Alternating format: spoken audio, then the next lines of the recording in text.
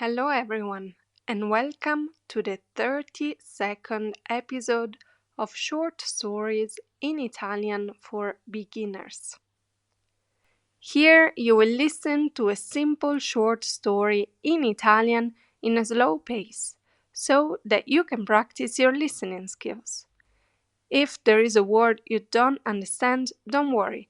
Just turn the English subtitles on and follow along. After you've studied the new words, test your pronunciation skills. Try and read the story out loud, replaying the video and double-checking your pronunciation with me.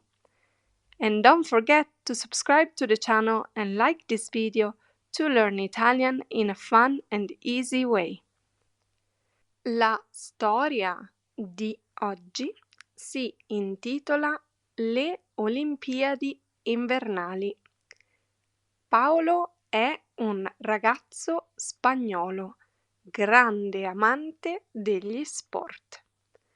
Nell'ultimo anno Paolo ha anche iniziato a studiare la lingua italiana, quindi decide di andare in Italia per vedere le Olimpiadi invernali e unire le sue passioni.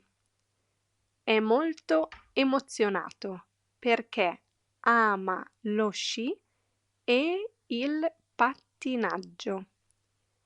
Arriva a Milano con l'aereo. La città è piena di bandiere e turisti da tutto il mondo. Il primo giorno va a vedere una gara di pattinaggio di figura. Gli atleti sono bravissimi e Paolo applaude felice. Il giorno dopo prende il treno per Cortina. Le montagne sono bellissime, tutte bianche di neve. Qui guarda una gara di sci.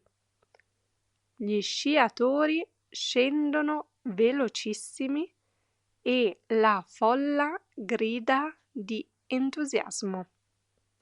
Durante il viaggio Paolo assaggia anche cibi italiani: polenta, pizzoccheri e vin brûlé. Tutto è delizioso.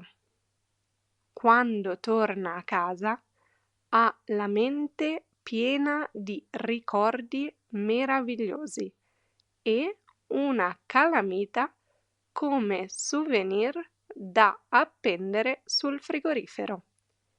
Che esperienza meravigliosa è stata!